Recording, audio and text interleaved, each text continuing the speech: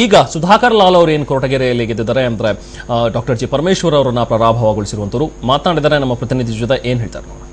ರಾಜ್ಯ ರಾಜಕೀಯ ಇತಿಹಾಸದಲ್ಲಿ ಘಟಾನುಘಟಿ ನಾಯಕರನ್ನೇ ಹೊಸ ನಾಯಕರನ್ನೇ ಸೋಲಿಸಿ ಇತಿಹಾಸವನ್ನ ಸೃಷ್ಟಿಸಿದಂತ ಅನೇಕ ಪ್ರಕರಣಗಳು ರಾಜ್ಯದಲ್ಲಿ ನಡೆದಿವೆ. ಈಗ ಮತ್ತೊಂದು ಅಂತದೇ ಇತಿಹಾಸವನ್ನ ಸೃಷ್ಟಿಸತಕ್ಕಂತ ಘಟನೆ ತುಮಕೂರು ಜಿಲ್ಲೆಯಲ್ಲಿ ಕೂಡ ನಡೆದಿದೆ.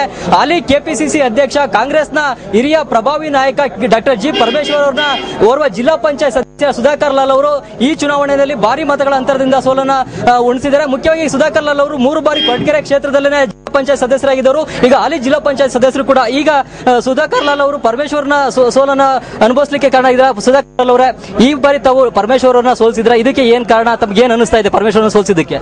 ಸರ್, ಇವತ್ತು ನಾನು ಈ ಒಂದು ಚುನಾವಣೆಯಲ್ಲಿ ಏನು ಮಾಜಿ ಪ್ರಧಾನಮಂತ್ರಿಗಳಾಗಿರ್ತಕ್ಕಂಥ ದೇವೇಗೌಡರು, ಮಾಜಿ ಮುಖ್ಯಮಂತ್ರಿಗಳಾಗಿರ್ತಕ್ಕಂಥ ಕುಮಾರಣ್ಣವರು, ಮಾಜಿ ಸಚಿವರಾಗಿರ್ತಕ್ಕಂಥ ಚೆನ್ನಗಪ್ಪನವರು ಮತ್ತೆ ನನ್ನ ಕ್ಷೇತ್ರದ ಎಲ್ಲ ಏನು ನಮ್ಮ ಮುಖಂಡರುಗಳಿದ್ದಾರೆ, ನಮ್ಮ ಪಕ್ಷದ ಕಾರ್ಯಕರ್ತರಿದ್ದಾರೆ, ಮತ್ತೆ ನಮ್ಮ ಮತದಾರರು ಏನಿದ್ದಾರೆ ಅವರೆಲ್ಲರ ಆಶೀರ್ವಾದದಿಂದ ಇವತ್ತು ನಾನು ಈ ಚುನಾವಣೆನ ಗೆದ್ದಿದ್ದೇನೆ. ಬಹಳ ಸಂತೋಷ ಅನಿಸ್ತಾ ಇದೆ. ಈ ಚುನಾವಣೆಯಲ್ಲಿ ಗೆದ್ದಿರ್ತಕ್ಕಂಥದ್ದು ನಿಜವಾಗ್ಲೂ ಕೂಡ ನನಗೆ ತುಂಬಾ ಖುಷಿ ತಂದುಕೊಟ್ಟಿದೆ ಸರ್. ಈ ಹಿಂದೆ ಶಿವಮೊಗ್ಗದಲ್ಲಿ 500 ಮಂಜುನಾಥ್ ಬಂಗಾರಪ್ಪನವರನ್ನ ಸೋಲಿಸಿ ಹೊಸ ನಾಯಕನಾಗಿ ಸೃಷ್ಟಿಯಾಗಿದ್ರು. ಇಲ್ಲ, ತುಂಬಾ ಖುಷಿ ಆಗಿದೆ ಸರ್. ಇವತ್ತು ಇದು ಜನಗಳ ಗೆಲುವು. ಇದು ಏನು ಜನಗಳು ನನ್ನ ಮೇಲೆ ಇಟ್ಟಿರ್ತಕ್ಕಂಥ ಭರವಸೆ, 13 ವರ್ಷಗಳಿಂದ ನಾನು ಏನು ಕ್ಷೇತ್ರದಲ್ಲಿ ಕೆಲಸ ಮಾಡ್ಕೊಂಡು ಬಂದಿದ್ದೆ ಅದನ್ನ ಬಹಳ ಹತ್ತಿರದಿಂದ ನೋಡಿ ಇವತ್ತು ಜನಗಳು ನನ್ನನ್ನ ತಮ್ಮ ಮನೆಯ ಮಗ ಇವತ್ತು ಚುನಾವಣೆಯಲ್ಲಿ ನಿಂತಿದ್ದಾನೆ ಅನ್ನೋ ಅರ್ಥದಲ್ಲಿ ಇವತ್ತು ಈ ಚುನಾವಣೆಯನ್ನ ಮಾಡಿದ್ದಾರೆ ಸರ್. ಈಗ ಪರಮೇಶ್ವರ್ ಅವರು ಬೇರೆ ಬೇರೆ ಕಡೆಗೆ ಹೋಗ್ತಾರೆ, ಕ್ಷೇತ್ರದ ಕಡೆಗೆ ಕಾಲ ಆಗ್ತಿರಲಿಲ್ಲ. ಆದ್ರೆ ತಾವು ಕ್ಷೇತ್ರದಲ್ಲೇ ಇದ್ರಿ, ಕ್ಷೇತ್ರ ಜನರೊಂದಿಗಿದ್ರಿ. ಈ ವಂಶ ಏನಾದ್ರು ನಿಮ್ಮ ಗೆಲುವು ಕಾರಣ ಆಯ್ತು ಅನ್ಸುತ್ತಾ ಅಥವಾ ಏನು ಅಂತ? ಹೌದು, ನಾನು ಸತತವಾಗಿ 13 ವರ್ಷಗಳಿಂದ ಕೂಡ ಕ್ಷೇತ್ರದ ಪ್ರತಿಯೊಬ್ಬ ಕುಟುಂಬದವರ ಮನೆಯ ಮಗ, ಸಹೋದರನಾಗಿ ನಾನು ಕೆಲಸ ಮಾಡ್ಕೊಂಡು ಬಂದಿದ್ದೀನಿ ಸರ್. ಈಗ ಕಾಂಗ್ರೆಸ್ ಅಧಿಕಾರಕ್ಕೆ ಬಂದಿದೆ, ನಿಮ್ಮ ಪಕ್ಷ ಅಧಿಕಾರಕ್ಕೆ ಬಂದಿಲ್ಲ. ತಾವು ಈಗ ವಿರೋಧ ಪಕ್ಷದ ಸ್ಥಾನದಲ್ಲಿ ಕುಳಿತುಕೊಳ್ಬೇಕು. ಏನ್ ಅನಿಸ್ತಾ ಇದೆ ಇದನ್ನ ನೋಡಿದಂತ ಸಂದರ್ಭದಲ್ಲಿ? ತಾವು ಗೆದ್ರು ಕೂಡ ಈಗ ವಿರೋಧ ಪಕ್ಷದ ಸ್ಥಾನವೇ ತಮಗೆ ಕಾಯಂ ಅಲ್ಲ? ನಮಗೆ ಇದ್ದದ್ದು ಏನಪ್ಪಾ ಅಂತ ಹೇಳಿದ್ರೆ, ನಮ್ಮ ಕುಮಾರಣ್ಣನವರು ಮುಖ್ಯಮಂತ್ರಿ ಆಗ್ಲಿ ಅಂತಕ್ಕಂಥ ಹಾರೈಕೆ ನಮ್ದೆಲ್ಲ ಆಗಿತ್ತು. ಆದ್ರೂ ಕೂಡ ಇವತ್ತು ವಿರೋಧ ಪಕ್ಷದಲ್ಲೇ ಇದ್ಕೊಂಡು ಕುಮಾರಣ್ಣನವರ ಮಾರ್ಗದರ್ಶನದಲ್ಲಿ ಇವತ್ತು ಸಂಘಟನೆಯನ್ನ ಮಾಡ್ತೇವೆ, ಕೆಲಸವನ್ನ ಮಾಡ್ಕೊಂಡು ಹೋಗ್ತೇವೆ ಸರ್.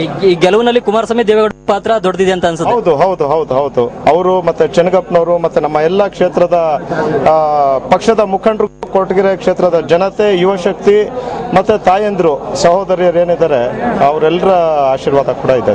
ಈಗ ಒಂದ್ ಕಡೆ ಪರಮೇಶ್ವರ್ ಅವರು ವಿದ್ಯಾವಂತರು ಅಂತ ಎಲ್ಲರೂ ಕೂಡ ಹೇಳ್ತಾ ಇದ್ರು. ಅವರು ಕೂಡ ಆಸ್ಟ್ರೇಲಿಯಾದಲ್ಲಿ ಓದ್ ಬಂದಿರು. ತಾವು ಕೂಡ ಈಗ ಇಂಜಿನಿಯರಿಂಗ್ ಪದವೀಧರರು. ಈಗ ತಮ್ಮ ಒಂದು ವಿದ್ಯಾಭ್ಯಾಸ ಮತ್ತೆ ಅನುಭವ ಎಲ್ಲವನ್ನೂ ಬಳಸ್ಕೊಂಡು ಕ್ಷೇತ್ರದ ಅಭಿವೃದ್ಧಿನ ಯಾವ ರೀತಿ ಮಾಡ್ತೀರಾ? 3 ಬಾರಿ ಜಿಲ್ಲಾ ಪಂಚಾಯತ್ ಸದಸ್ಯರಾಗೂ ಕೂಡ ಇದ್ದೀರಾ ಸರ್. ನಾನು ಈಗ ಏನು 13 ವರ್ಷಗಳ ಕಾಲ ಏನು ಜಿಲ್ಲಾ ಪಂಚಾಯತಿ ಸದಸ್ಯನಾಗಿ ಕೆಲಸ ಮಾಡಿದೆ, ಆಗ ನನಗೆ ಅರ್ಥ ಆಗಿದೆ ನಮ್ಮ ಹಳ್ಳಿಗಳಲ್ಲಿ ನಮ್ಮ ಜನಗಳ ಸಮಸ್ಯೆಗಳೇನು ಅಂತಕ್ಕಂಥದ್ದನ್ನ ಅರ್ಥ ಮಾಡ್ಕೊಂಡಿದ್ದೇನೆ. ಅದರ ಜೊತೆಯಲ್ಲಿ ಇವತ್ತೇನು ನಮ್ಮ ಬ್ಯೂರೋಕ್ರಾಟ್ಸ್ ಏನಿದೆ, ನಮ್ಮ ಆಡಳಿತ ವರ್ಗ ಏನಿದೆ, ಅವ್ರ ಹತ್ರ ಯಾರ ಹತ್ರ ಯಾವ ಕೆಲಸ ಮಾಡಿಸ್ಬೇಕು, ಯಾರ ಹತ್ರ ಯಾವ ರೀತಿ ಕೆಲಸ ಮಾಡಿಸ್ಬೇಕು ಅನ್ನೋದನ್ನು ಕೂಡ ಈ 13 ವರ್ಷಗಳ ಅನುಭವ ನನಗೆ ಕಲಿಸ್ಕೊಟ್ಟಿದೆ. ಹಾಗಾಗಿ ನಮ್ಮ ಎಲ್ಲ ಮುಖಂಡರುಗಳ ಒಂದು ಸಹಕಾರದೊಂದಿಗೆ ಈ ಒಂದು ಅಭಿವೃದ್ಧಿ ಕೆಲಸವನ್ನ ನಾನು ಮಾಡಿ ಮಾದರಿ ಕ್ಷೇತ್ರವನ್ನ, ನನ್ನ ಕೊರಟಗೆರೆ ಕ್ಷೇತ್ರವನ್ನ ಮಾಡಲಿಕ್ಕೆ ನಾನು ಪ್ರಯತ್ನವನ್ನ ಮಾಡ್ತೀನಿ ಸರ್. ಇದು ಸುಧಾಕರ್ ಲಾಲ್ ಅವರ ಅಭಿಪ್ರಾಯ.